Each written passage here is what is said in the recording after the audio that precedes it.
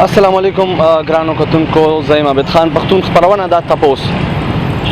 قدرمندو، څنګه چې تاسو ته معلومه ده چې په 2014 کې پاکستان تحریک انصاف په صوبه کې په وړومبۍ پیره اقتدار سنبال کړی و.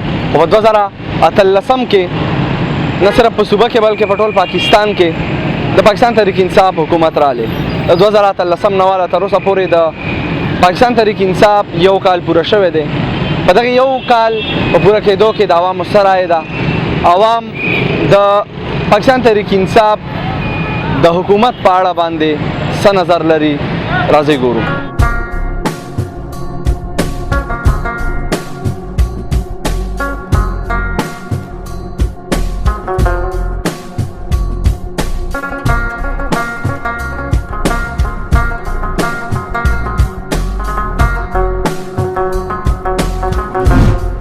مهال را سره یو مشر موجود دی. دوی په خپله لنډه پېژندګلو کې بیا د پاکستان تحریک انصاف په د یو کال کارګردګۍ باندې به خپل نظر وړاندې کوي. بسم الله الرحمن الرحیم. زما نوم شاهزیب خان دی، د مردان اوسېدونکی یم او حکومت خو ماشاءالله ښه روان دی او که خلکو دې لږ خپل سمي ته پرېښودو نو انشاءالله هر څه به ټیک شي او مشران وایي چې په سخته پسې راته وي. کاکا جانه، یو کال وشو، ګرانۍ راغلې په مختلفو سیزونو کې، په د خوراک په اشیا کې دغه شان دی، په نورو سیزونو باندې ټیکسز ولګېدل. نو آیا دغه ګرانۍ ته تاسو په کوم نظر ګورئ؟ ګرانۍ راغلې، ټیکسونه ولګېدل، په موږ په خپله ټیکسونه لګېدلي دي. هر سړی په ټیکسونو خفه دی، خو خبره ده چې نور ملکونه وایي چې کم خلک ټیکس ورکوي او باقاعدګۍ سره یې ورکوي، نو په هغوی باندې وروستې معاشي حالات ډېر ښکلي راځي او داسې تنګي او دا کم چې حالات چې دي دا به انشاءالله زر ختم شي. مطلب چې تاسو څه امید لرئ د حکومت نه چې دا کومه تنګي چې راغلې ده نو دا وختي تنګي ده، وختي بحران دی، مخکې به دا ټیک کړی شي؟ زموږ مشر خو وایي، وزیر اعظم صاحب وایي چې انشاءالله امید لرو چې دا به ټیک شي. خیر دی، لږه سخته به موږ هم برداشت کوو او لږه کومک به را سره هغوی کوي. انشاءالله زه خو امید لرم چې حالات ډېر ښه طرف ته روان دي، امن دی، سکون دی، هغه دماکې نشته، هغه بد حالات نشته. مخکې به نه څوک داسې ودرېدی شو، نه به چا داسې خبرې کولی شوې. اوس خو ماشاءالله حالات ډېر زیات، خو په دې نه مطمئن یم چې امن وي نو هر څه وي، چې سړی په امن کې یو نو که ګراني او ګازاني هغه وخت یې پک تېروي او ښکلی تېروي. نو څنګه دغه ټیکسز د وجې دا خلک چغې ولې وایي؟ تاسو څه وایئ چې ولې دا خلک پریشان دي چې ټیکسز نه لګي؟ نو چغې خو به ځکه مونږ وو چې مونږ د الف نه ول لږې پورې غلی یو او چې کله هم غل ګیر شي نو غل خو لازمي چغې وایي. نو مونږ دې سختو سره بلد نه یو، اوس انشاءالله بلد شو او کېدای شي چې کال پس مونږ په خپله ټیکس کړو او په خپله یې جمع کوو. مونږ هېڅ چا ټیکس نه دی جمع کړی، که سرمایهدار دی، که هغه کارخانهدار دی، که هغه هر سړی دی، هغه ټیکس نه دی جمع کړی. مونږ په خپله د ټیکس نه خبر نه یو چې ټیکس څه ته وایي. مونږ نه دی جمع کړی نو لازمي چې داسې حالات راشي نو خامخا به چغې وایي او دا به انشاءالله زه یم چې امید ساتم چې الله پاک به الله ټیک کړي او زمونږ د عمل به یو داسې ملک شي چې خلک به دې ته مزدورول، دې ته نوکرول راځي. مونږ به بار نه، زمونږ ښایسته ښایسته بچي به بار نه مړه کېږي، نه به دغه کېږي، ذلې کېږي، همدلته به راځي او زمونږ به دا خلک نوکره کوي. د ټیکس په اړه باندې عوامو ته، خپلو کشرانو ته، ورونو ته څه پیغام ورکول غواړئ؟ زه خپلو مشرانو، کشرانو او کوم مالدار خلک هغه هر څوک چې دي زه هغوی ته دا وایم چې اول زمانه بیا د الف نه اول د یې پورې چې مونږ باندې هر څونه ټیک شي نو چې دا مونږ په وخت سره ادا کړو نو انشاءالله زمونږ د ملک به ډېر زیات ښکلی شي او ډېر زیات به ښه شي. ډېره مهرباني. لازمي ما په دې عمره ملازمت په دې وجه کومه چې ډوډۍ خوړل غواړي او ډوډۍ د لاس د نیوونه نه جوړېږي، څه به کې باقي پاتې شو. د حکومت باره کې دا خبره وکړه نو حکومت دغه خبره ده وروره چې مخکې 15 کاله چې هغوی تېر کړي وو، وفاق سره د اختلافات وو نو هغه مدعا به وګڼو چې هغوی ته مکمل هغه دغه نه میلاوېدل چې دا صوبې له څه ورکړې وې. اوس چې کوم دی نو دوی په وفاق کې حکومت دی او په صوبه کې هم دی چې دا 15 کاله دوی پوره نه کړل او صحیح ونه کړل، خلک یې مطمئن نه کړل، خلکو له کارونه ونه کړل نو آینده 15 کاله به ریجکټ کړي. خلک په دې باندې قرض خو نه دي که نه، اصل کار خو کارکردګي ده.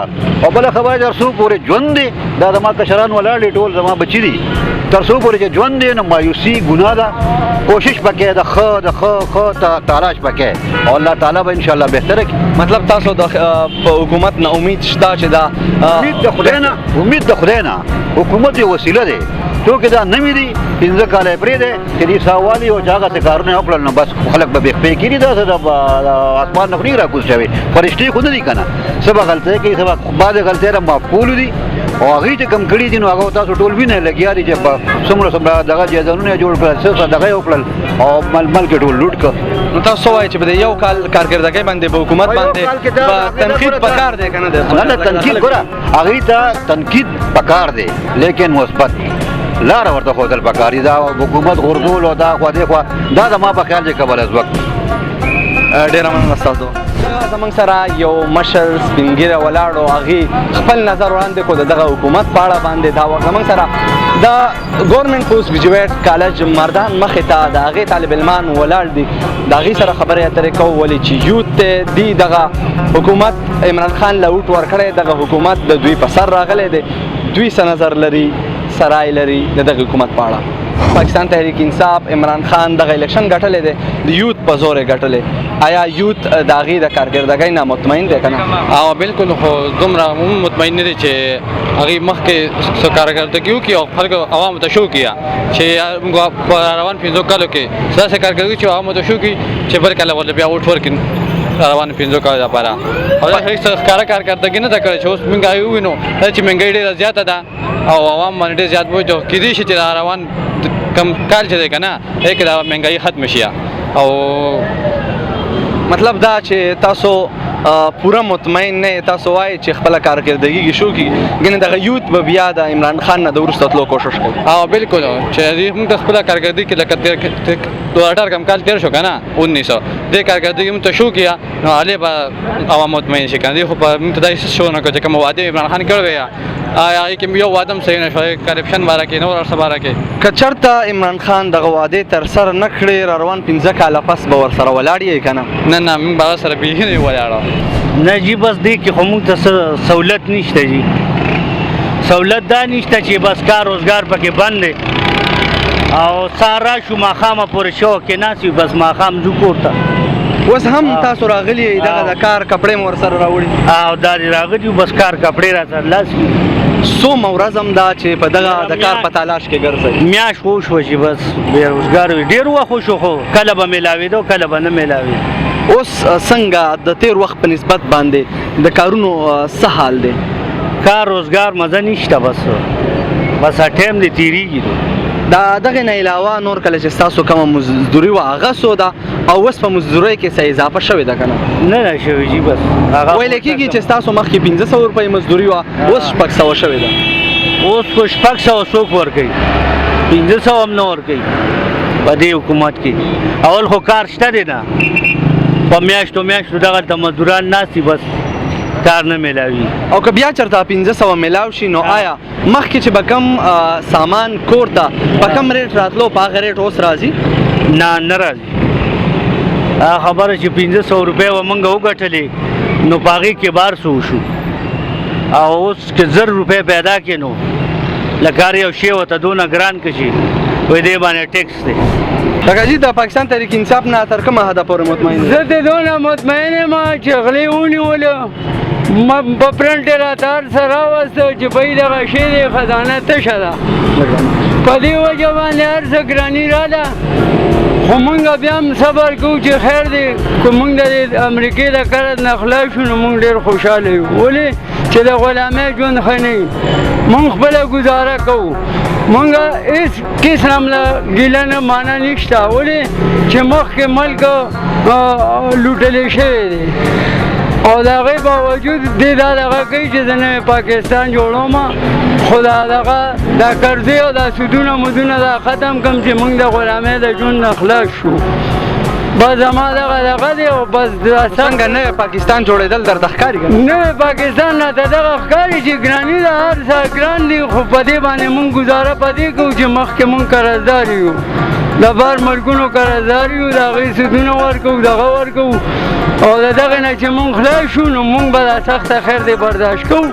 ګینې ډېر غټ تکلیف دی راته ولې چې هر څه ګران شو نو په دې وجه ګران شو چې خوا پاکستان کې خزانه کې څه شته دی نه نو موږ بس خپله غریبي کوو او ګزارې دی کوو نو بس الله مو دې مدد وکړي بچیړو بیا خو ته زه دا خبره کوم چې د حکومت راغلی دی ما په خپل تحریک انصاف له ووټ ورکړی دی دې خبره پوه شئ چونکې زه بېستومانه یم وی ولې چې نن سبا ته په دې بازار کې د ګرانۍ ته خو ته نن سبا وګوره زه سار لړم په 220 روپۍ کیلو چرګ هغه ماته وایي چې په 220 روپۍ کیلو چې ته دا په زندګۍ کې ما نه لیدلي ځان په دې خبره باندې پوه کړه زه خو زه یو نوکر پیشه سړی یم تنخوا به والم ما له به هر سړی راکړي یو سړی 1500 روپۍ دیاري کوي هغه به څه کوي دا هغه د حکومت کارکردګي ده एकदम مثال په تور یو سړی ته چې کم دی نو شل کیلو بوجه اوچتول شي ته ته لمن اوچته ګرمن مکم دی اوچته کیږي نو که د حکومت کارکردګي داسي او د 15 کالو داسې پاتې کیږي نو دا بر د قوم لپاره چې کم دی نو ډېر زیات ډالر ته وګوره سرو ته وګوره کم دی ته تریان مینه په مخ په بار باندې لاړ دا خو چې ته ما په ژوندۍ کې نور لري ته په خپل خوینه حالاتو ته ګوره او د حالاتو مطابق چې کم دی نو بیا چې کم دی د بازار وګوره نور سيزونه وګوره غریب سړی بس کوي اخر صرف دا خو لومبۍ کال د هغې په پاک کې دی الریډي په صوبه کې د هغې 15 کاله شوي دي یو دورې حکومت د هغې تېر شوی دی نو آیا 15 کالو باندې ستاسو څه نظر دی 15 کالو باندې خو زما دا نظر دی چې د 15 کالو دا که فاتح شه که نه نو زما د شک مطابق چې زم دا ګراني به نورم په بره باندې روانه وي ځکه زمونږ ډالر چې کم دی ریکارډي ختلی دی او چې ته چا نام ورځې نو هغه وي ډالر ګران شو چې چا نام کپړې ولې وي ډالر ګران شو کسرو والا وي ډالر ګران شو اخر زه به چاته یم چې نو بیا تاسو د دغې فضل الرحمن صاحب د دغې خبرې سره متفق یې نه فضل الرحمن صاحب خو ځان له چې کوم دی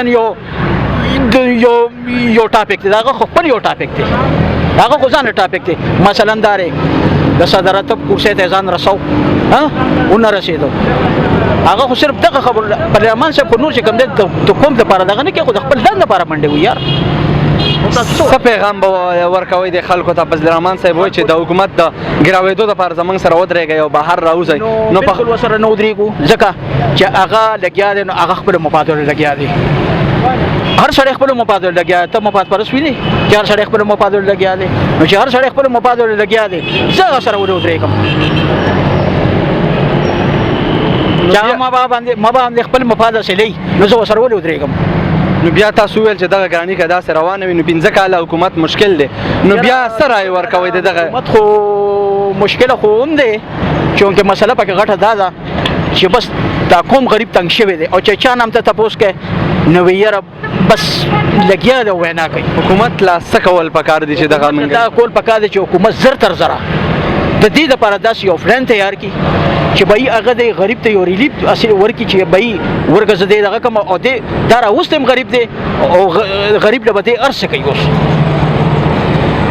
بس زما دغه وینا ده د وخت راکولو ډېره مننه قدرمندو زموږ سره یو مشر موجود و دغه شانې موږ تاسو سره د مختلف د یوت د مشرانو د هر قسم د هر عمر د خلکو خبرې اترې وکړې د هغې نظر هم ستاسو وړاندې کېښودو دا په مردان کې زموږ یو وړه غوندې سر وی د پاکستان تحریک انصاف په هکله باندې د هر چا مختلف نظر او مختلف رای وه تر بله پروګرامه پورې عبید خان پښتون له د کیمرمن سهیل احمد سره دانش سره اجازت ورکوي د الله په امان